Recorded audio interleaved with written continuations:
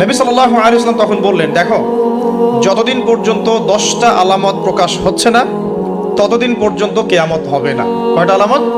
10টা। নবী সাল্লাল্লাহু আলাইহি ওয়াসাল্লাম প্রথমে বললেন, এক নাম্বার হচ্ছে মাসিহুদ দাজ্জাল। কি নাম? মাসিহুদ দাজ্জাল। 2 নাম্বার হচ্ছে ইয়াজুজ এবং মাজুজ। এর আদম সন্তান পৃথিবীতে বের হবে এবং পুরো পৃথিবীটা ম্যাসাকার করে ছেড়ে দেবে। আর মাসিহুদ দাজ্জাল সেও বের হবে শেষ জামানায়, যে ইহুদিদেরকে নিয়ে পুরো বিশ্ব শাসন করবে, বিশ্বের প্রতিটা ডিপার্টমেন্ট সে রুল করবে। এবং দাজ্জালের যে ভয়ঙ্কর কোনো ফিতনা এই পৃথিবীতে আসে নাই, আসবেও না। প্রত্যেক নবী তার কওমকে দাজ্জাল সম্পর্কে সতর্ক করেছিলেন, এমনকি নূহ আলাইহিস সালাম পর্যন্ত তার উম্মতকে দাজ্জালের ফিতনা সম্পর্কে সতর্ক করেছিলেন।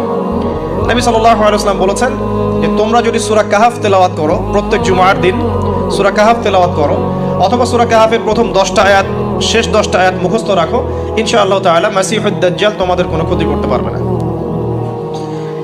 1 মাসিহুদ দাজ্জাল, 2 ইয়াজুজ আর মাজুজ, 3 হচ্ছে ঈসা ইবনে মারইয়াম। ঈসা ইবনে মারইয়াম যতক্ষণ পর্যন্ত না আসছেন, পৃথিবীতে আবার ইউটার্ন না করছেন এবং তার হাতে মাসিহুদ দাজ্জাল নিহত না হচ্ছে, কিয়ামত হবে না। 4 দাব্বাতুল আরদ, অর্থাৎ পৃথিবীর ভিতরে একটা প্রাণী আছে, মাটি ফেরে এই প্রাণীটা বের হবে কিয়ামতের আগে আগে, এবং এই প্রাণীটা মানুষের সাথে কথাবার্তা বলবে, কথা বলতে পারা প্রাণী। এই যতক্ষণ বের হচ্ছে না কিয়ামত হবে না ইনশাআল্লাহ তাআলা। কটা বললাম? 4টা। 5 হচ্ছে দুখান বা ধোঁয়া।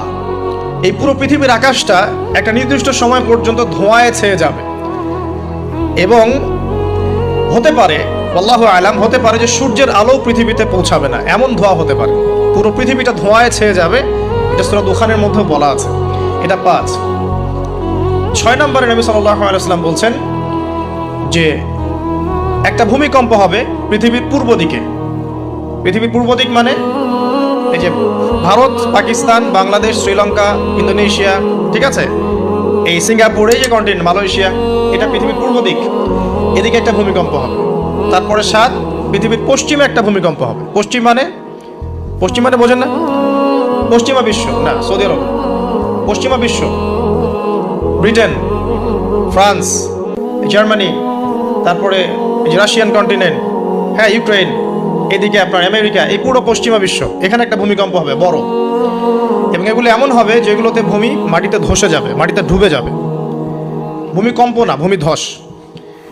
8 পৃথিবীর মাঝখানে মধ্যপ্রাচ্যে একটা ভূমিকম্প হবে, যেখানে আমাদের সো-কল্ড আমিরুল মুমিনিনরা থাকে, যারা আমেরিকা এবং ইসরায়েলের বন্ধু, এদের এখানে একটা ভূমিকম্প হবে ইনশাআল্লাহ তাআলা।